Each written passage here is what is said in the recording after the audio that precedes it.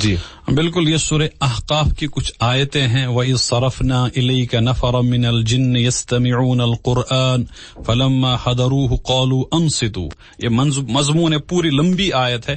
اس آیت کا خلاصہ یہ ہے کہ اللہ تبارک و تعالیٰ فرماتے ہیں یا رسول اللہ صلی اللہ علیہ وسلم آپ وہ منظر یاد کیجئے. یہ تو بہت بعد میں آیت نازل ہوئی. آپ وہ منظر یاد کیجئے جب ہم نے آپ کی طرف کچھ جنات کو بھیج دیا اور وہ قرآن سن رہے تھے. قرآن سننے کے لیے، آپ کی بات کی تحقیق کے لیے. وہ میں نے ابھی بات عرض کر دی، جنات دنیا میں گھوم رہے تھے اس بات کو دیکھنے کے لیے کہ دنیا میں حادثہ کیا ہوا کہ ہمیں اوپر نہیں جانے دیا جا رہا. جب بھی ہم اوپر جاتے ہیں تو تارے ہمارے اوپر جپٹتے ہیں اور ہمارے اوپر آگ کے گولوں کی شکل میں برسات ہوتی ہے. تو یہ آئے ہیں وہاں فلما حضروہ، جب وہ آپ کے دربار میں وہاں آئے اور آپ مقام نخلا میں ہیں. قالوا، تو ان نے ایک دوسرے سے کہا ارے خاموش ہو جاؤ، ذرا سنو یہ کیا پڑھ رہے ہیں.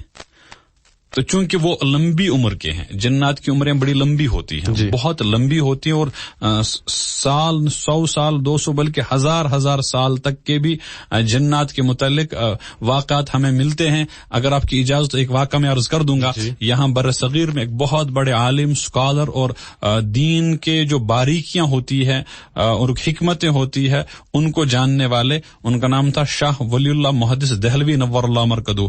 اس بر صغیر میں علم حدیث کو لانے کا جو کریڈٹ جاتا ہے وہ انہی کو جاتا ہے کہ انہوں نے عرب جا کر بر صغیر میں علم حدیث کو لایا ہے باضابطہ طور پر. ان کے ایک بھائی تھے، ان کا نام تھا شاہ اہل اللہ.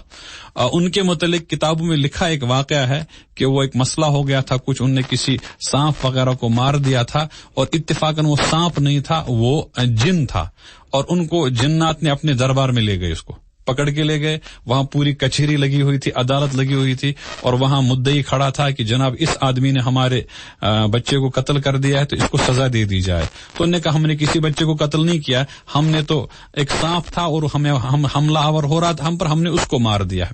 تو انہوں نے کہا نہیں، وہ سانپ نہیں، یہ جنوں کی محفل ہے، یہاں جنات رہتے ہیں. تو ہم نے ان کو بتا دیا، وہاں جو فیصلہ کرنے والا جج تھا یا قاضی تھا، ہم نے کہا کہ اس نے شکل اپنی تبدیل کی تھی، میں نے جن کو نہیں مارا، میں نے سانپ کو مارا ہے. اور ہم نے ایک حدیث پڑھی ہے کہ اگر کوئی آدمی اپنی بیس کو بدل دیتا ہے، اپنی شکل کو بدل دیتا ہے اور پھر اگر وہ مارا جاتا ہے تو اس کا خون ضائع ہے. تو جب میں نے یہ بات وہاں ذکر کر دی، شاہ اللہ رحمہ اللہ فرماتے جب میں نے واقعہ ذکر کر دیا، وہاں ایک بوڑھا آدمی بیٹھا ہوا تھا. اس نے کہا بالکل صحیح بات ہے، جس مجلس میں نبی علیہ السلام نے یہ جملہ فرمایا تھا میں وہاں موجود تھا. اچھا، اب یہ تو 1000 سال سے زائد وقفہ ہو گیا تھا، کیونکہ تقریباً 11ویں صدی 1100 کے آس پاس کے لوگ ہیں، 11ویں صدی میں یہ آئے ہیں، بلکہ اس کے بعد کے ہیں یہ.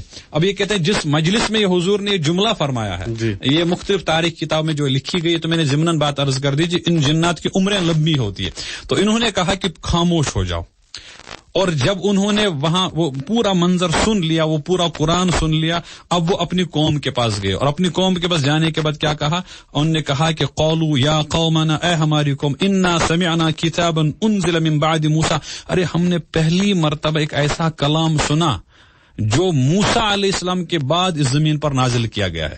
چونکہ موسیٰ علیہ السلام پر بھی اللہ کی وحی آئی ہے اور خود نبی پاک علیہ السلام پر بھی اللہ کی وحی نازل ہو رہی ہے، تو اس وحی میں ان کو مطابقت نظر آ گئی. تو انہوں نے کہا کہ ہم نے تو اب ہمیں پتا چلا ہمیں اوپر جانے کی پابندی کیوں لگا دی گئی ہے، کہ اصل میں اللہ کا کلام یہاں آیا ہے جو ہدایت کا راستہ دیتا ہے، جو صراط مستقیم بتا دیتا ہے. اور پھر انہوں نے کہا یا قومنا اجیبوا داعی اللہ وآمنوا بی. اب انہوں نے کہا، نبی علیہ السلام کا کام کیا کہ جو وہ بات کہتے ہیں اے ہماری قوم کے لوگوں، بہتر یہ ہے کہ ہم ان کی بات کو تسلیم کریں، اللہ ہمارے گناہوں کو معاف کرے گا. اور اگر ہم نے اس پیغمبر کی بات کو قبول نہیں کیا تو ہم دنیا میں کسی کو تنگ نہیں کر سکتے ہیں، بلکہ ہمیں اللہ کے عذاب سے کوئی بچانے والا بھی نہیں ہے. تو یہ مضمون سورہ احقاف میں ذکر کر دیا. یہاں مقام نخلا میں آپ کی نبوت کو تسلیم کرنے کے لیے یہ جنات بھی آ گئے اور انہوں نے آپ کی نبوت کو وہی تسلیم کیا. اگرچہ آپ کو اس کا علم اس وقت نہیں ہوا، بعد میں اس کا علم ہوا، لیکن وہ آپ کے گرویدہ اور فریفتہ آپ پر اسی وقت ہو گئے.